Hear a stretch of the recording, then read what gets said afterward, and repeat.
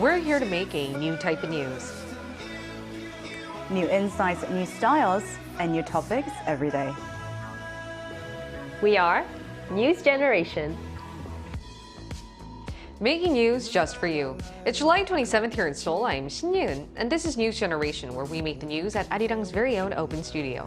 Every morning, we'll discuss the top issues and latest current affairs affecting people in their 20s and 30s. Joining me in the studio is Cheska Dainha. Good morning, everyone. Good morning, and Niall Song. Hi, everyone. Now, both are here to speak on behalf of people in their 20s and 30s. As usual, let's start with our news feed, which covers different hashtags and news items that have been trending on social media over the past 24 hours. Our first story, part-time job recruitment site Alba천국 found that the highest-paying part-time jobs this year were babysitters and housekeepers. By analyzing job posts uploaded from January to June, the recruitment site found that the average hourly wage for part-time posts stood at a little over $8 an hour.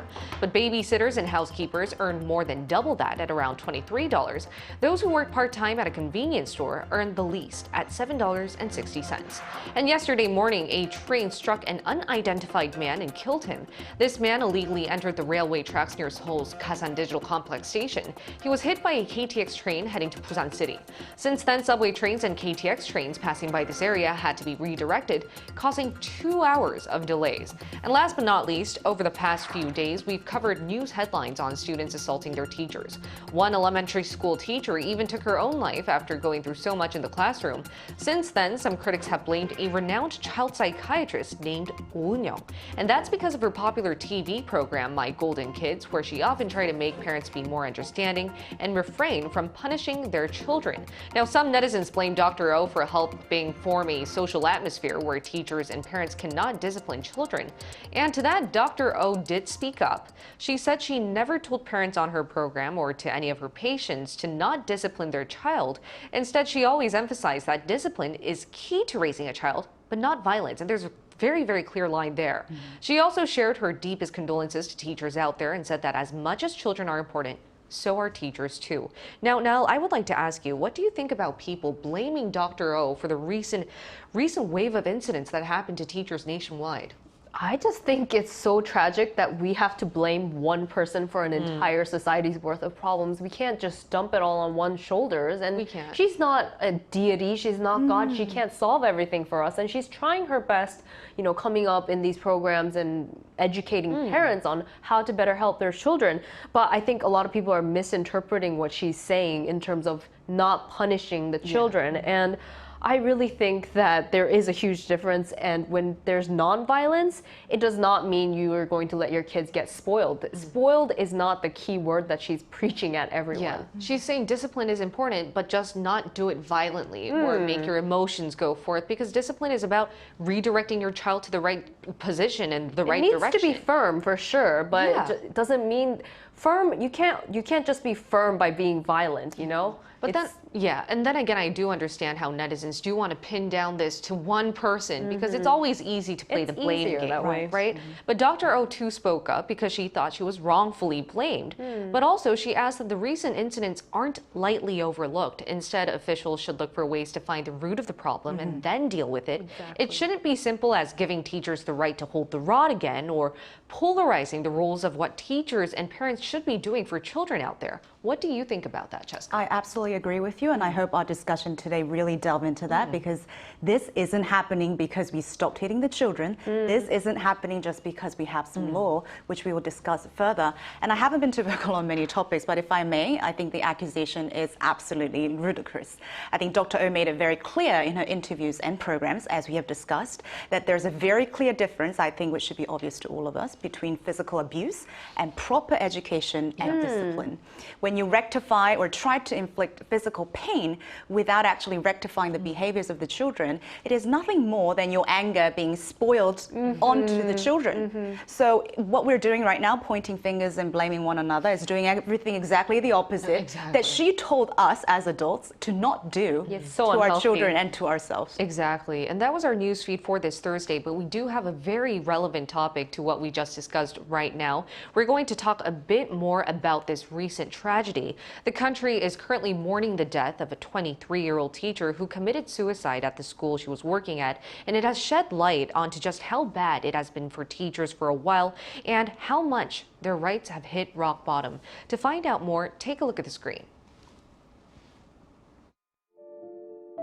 5 months into the post, a teacher working at Seoul's Elementary School took her own life. Some speculated that she had been suffering due to parents' ongoing complaints about school violence. Others referred to how the rights of teachers have weakened. The Seoul Teachers Union released excerpts from the deceased teacher's diary.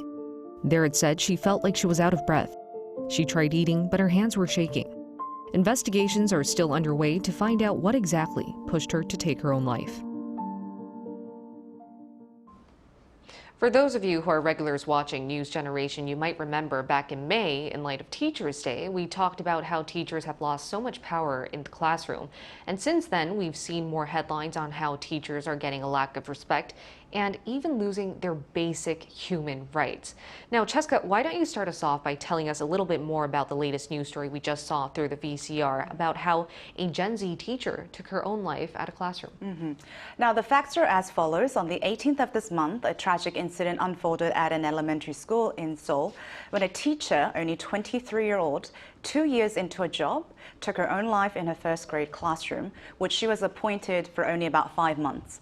Now, the police are still, even after almost 10 days, still probing the exact cause of her death because the case is still under investigation. We too aren't informed about the actual cause to report, but given the information, reports and testimonials from her family members and colleagues, she was under insurmountable stress from dealing with students and parents. Now, this event once again catapulted the issue of teachers' rights and that of the students into the spotlight. And as this is just one of the many cases that have been happening over the years, this does bring to spotlight the importance of talking about basic human rights. Now, furthermore, the Korean Teachers and Education Workers Union has begun nationwide rallying, in addition to garnering more than about 50,000 signatures for petition to legislate a new law that could safeguard teachers' rights. Right, and this is one of the extreme cases where we saw a teacher take her own life, but there were also so many other headlines covering how students assaulted teachers, right? Absolutely. Yeah, as Cheska mentioned, this is actually one of the many other cases. And we were mentioning earlier how a lot of parents are concerned about school violence, but a lot of these are actually violence against teachers. For example, in Daegu, there was a 5th grader who started cursing and screaming during a discipline time. And she was filming the teacher with her phone. And at one point, she went to the bathroom, took off the ceramic cover of the toilet and was standing face to face with a teacher in a very aggressive manner. In Busan, a third grader hit a teacher's face as well as kicking the teacher's body until the point that another teacher had to come in and take them apart. And many cases like this in Incheon and Seoul have been reported in the past month, and I'm sure there have been many more that we haven't actually heard about in the media as well. And what's worrisome is, I mean, we aren't that far apart in age with the students there are now, but I feel like this wasn't that commonplace back when we were in school. And I think social media plays a big part to that. Students are taking videos of assaulting teachers or cursing at them, or as you mentioned, picking up that ceramic part of the toilet and fighting with the teacher. Can you imagine someone running at you? I cannot. Yeah. And you know what's really sad is not only the violence act itself, the fact that it's being filmed and shared on the internet is forming this sort of twisted societal atmosphere where you think you can get away with it, but that's not the case. And what do you guys think about hearing these stories about what's happening to teachers out there? My heart truly goes out for everyone that is involved. We're talking about family members, not to mention the young students who have to come face to face with, even trying to grasp what is happening with this heartbreaking news. But I think what pains me more is that the bigger root cause seems to be more about the absence of this lack of basic human rights and human decency. How we're supposed to treat one another. I mean, adults aren't supposed to be screaming at another adult. Adults aren't supposed to be, dragging someone to court just because of a minor issue that could have been very easily solved by having a decent conversation. Now, I repeat, I think this is spotlighting the fact that we have failed, as adults have failed to show the responsibility and maturity in treating one another. I mean, teachers and parents are supposed to cooperate and partner together to support and protect the children, and school is not a behavior correction facility. And now we are pointing fingers at each other to toss the blame, and I'm honestly deeply troubled and pained, because the real victims here are actually the children who are witnessing the ugliness and the immaturity of the adults themselves. And though the key word for today's topic could be teachers' rights, I would like to emphasize that it's not just about being a teacher and having rights and authority, or being a student and having rights. It's a human rights issue. Yes, I think basic boundaries. Exactly. And now, would you like to elaborate on what you thought about these incidents? Yeah, I mean, Cheska mentioned that, children being stuck in between all of these adult issues. My heart goes out to the families. I saw this video of one of the fathers of teachers whose life she also took, as in she also had a lot of stress from school. He was just crying out saying, as this issue is being raised, it wasn't as recognized in the past that his daughter did not receive a single flower. And it wasn't the point about the flower, it was just the amount of attention and amount of help that people were willing to give in this situation. And this isn't just in primary or secondary schools. A lot of teachers are going through stress in daycares, kindergartens, and it's so sad that so many of these people are hesitant to reach out publicly and officially because they don't trust that we can actually fully help them. Yeah, and I don't blame them. And I think you said it too. These kind of issues actually make people not want to take these very, very important jobs that are so crucial to raising the future generation. In order for our society to keep rolling, we need teachers. But a lot of youngsters, including a lot of my friends who wanted to take the teacher examination, they didn't want to become one after seeing that their basic human rights might not even be protected. And it's not an easy process either. They have to work so hard in school to get there, and just to get reduced down to this is really tragic. Exactly, and that's why we're going to hear what a fellow teacher has to say on these issues and where teachers' human rights stand these days. We have a live interview prepared ready for you right after this.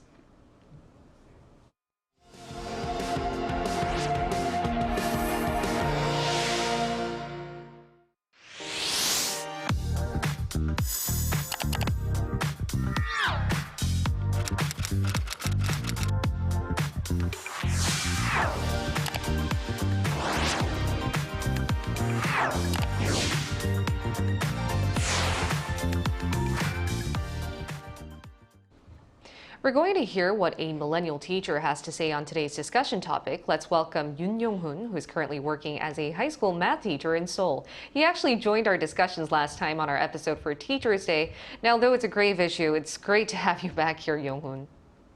Thank you so much for having me. All right, I'd like to ask you the first question. So as we've been mentioning about the 23-year-old teacher at Seoul Elementary School who took her own life, once you heard the story, what was your initial reaction? And what do you think about the story about a teacher being beaten up by her student, a sixth grader, and hospitalized for 3 weeks? And since then, the nation has been calling for better protection for teachers. So after seeing all these wave of incidents happen to teachers, what did you think about that? My heart sank.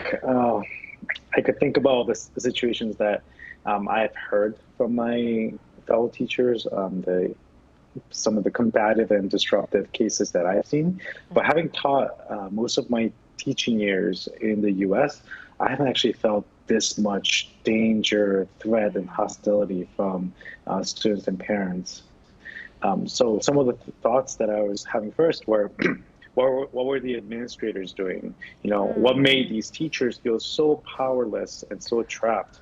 Obviously, we know that the parents of this student was involved, and it was like the primary dealer there. But what were other parts of the society doing when this teacher, so many teachers, because as the interviews have gone out, we see that this is not just one of a kind story. This is felt by so many teachers in Korea right now. That's exactly right. As you mentioned, we are still having to see what investigations find out, though, whether there was a causality between parents and teachers. But I do think that these incidents did shed light that that teachers in Korea are feeling powerless, and that mainly has to do with administrators not taking part. So, Cheska, would you like to ask a question to Young-hun in regards to his experience in the States? Absolutely. And I really appreciated the last time when you came on, you gave us this really insightful talk about the adults taking the responsibility. That is the adults that are responsible for a lot of the things that are happening. You also have the experience of dealing with parents probably in the States. I mean, compared to Korea, how do teachers there have their basic human rights protected, or sort of, the responsibilities protected as well? Yes, I want to highlight some of the issues in Korea that I see first. Is that in many cases, teachers are required to give out their personal contact information, so they're accessible 24/7, or like use an app that makes them accessible 24/7. Some of the laws and organizational structure around like that involves the police and the educational department makes it child abuse to do some of the obvious things that you would expect a teacher to do in discipline, like removing a student from a classroom or even scolding at them, or because they would call that emotional abuse. They would say 정서학대, and many people have gotten sued for child abuse. And there are no consequences when teachers are yelled at by students, sworn at by students, and even swing or, cause violence. This is, as I want to kind of highlight, I want to kind of go back to what we talked about last time during Teachers' Day. This is not the fault of the students. I mean, yes, like, sure, they are part of it, but it's the structure that we have set. It's the adults that have set the structure, laws, and infrastructure that's causing this imbalance to happen. I would say the U.S. by no means has the best educational system. In fact, it teeters on the dangerous side a lot of times because of the school to prison pipeline.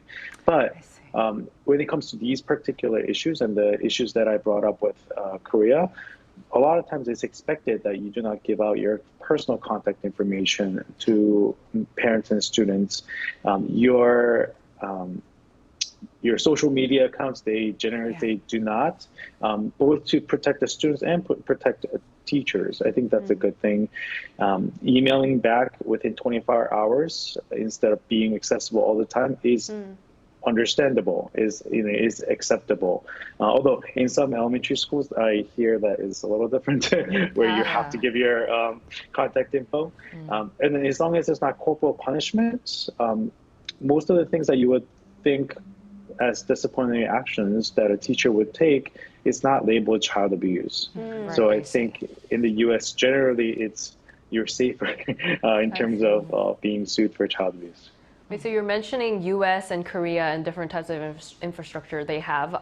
Where do you think, what country provides the best infrastructure or safety net for teachers, in your opinion? Honestly, I wish I could know the exact answer, because I'm not sure if there's like a perfect standard.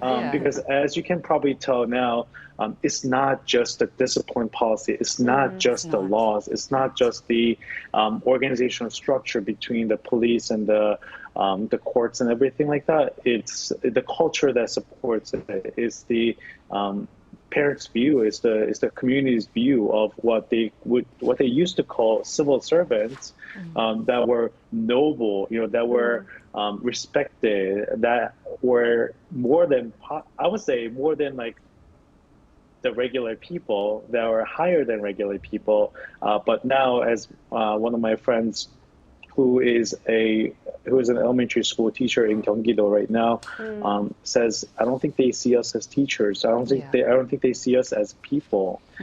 If I had to look, I would look at some of the European countries like Germany and Finland. Finland does some of the school discipline creatively, more positively than a lot of other countries. So I would look at them, but it's a very intertwined.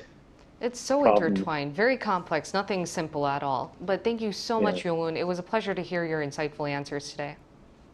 Thank you so much for having me. Thank you so much. All right, and we're going to continue our talks by analyzing what has happened for these types of incidents to have occurred in Korea, and as Yong-un mentioned, why we've pushed teachers to feel so vulnerable. And now, why don't you take us through this question? Yeah, I believe that a lot of the parents of this generation really went through that movement of solidifying student rights because a lot of teachers back then were actually physically and emotionally abusive. But many people are taking advantage of that and taking advantage of the child abuse laws. So actually, let's take a look at the screen for a report from the Seoul City Office of Education. These were actually 113 different cases of child abuse reported from 2020 to 2022. As you can see, 24.7% of the cases claiming child abuse was actually deemed not actual abuse. Some of the reported cases of child abuse consisted of things like holding the wrist to stop them from a violent act, which is something that needed to happen, and giving out disciplinary measures to a student in front of their peers, which was filed as child abuse for emotional abuse in front of the other kids. And so you can kind of see that the parents are not necessarily fully cooperating with the disciplinary measures taken by the teachers. So as Yoon said, it's not necessarily only the student's fault, it's the adult's fault. Exactly, too. always. Though it's easy to blame and find faults, though, as we all mentioned, I think it just needs a lot of time and societal change as a whole. And we're also going to hear what our viewers had to say on today's topic. Take a look at the screen to find out what their opinions were about finding or providing very good solutions to this issue. And as GR said, there should be national standards about what disciplinary measures teachers are allowed to take. Doina said to make sure things are better, there should be good relations between the school, kids, teachers, and parents. Every part of this important issue must be to collaborate for the benefit of the all. Graciela said, parents must help. We can't expect that the school will do all the work. The house, kids, teens must learn values like respect, not be angry with the one that's different. They don't learn to be a bully in the school. That just comes from frustration and pain.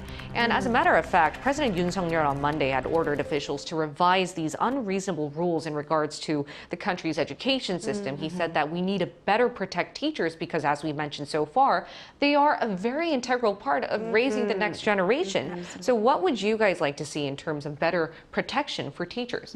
I think we've discussed it very extensively in our discussion today and our interview as well. This isn't happening because we stopped hitting children. Absolutely. This isn't happening because we have a law set in place that to protect children. It's because we have failed as adults to respect and, take care of each other in the most basic human, decent way possible. We failed to converse, we failed to cooperate, and as you mentioned, we failed to support each other, and therefore all the victims have become the students. So yes, I would like to see some new laws set in place, but if we don't take the responsibility and take this as a wake-up call, the system is just going to fall apart all over again. Now, would you like to add anything to that? Yeah, I think amongst our viewers' comments, I heard something about having a really clear guideline on a government level on what they can and cannot do, whether it be teachers, parents, or students, respecting each other's boundaries, but definitely leaving room for teachers to be able to discipline if it's necessary. But first and foremost, this should be a priority in the home, and parents and teachers should be cooperating to do this. Because at the end of the day, we should all remember, whether it be parents, students, or teachers, we're all humans. And we all have basic rights. And we'll be here every day from 9:30 to 10 a.m. Korea time, bringing you more topics young people are talking about. Special thanks to Cheska Dainong. Pleasure was always mine. Thank you. And now Song. No problem.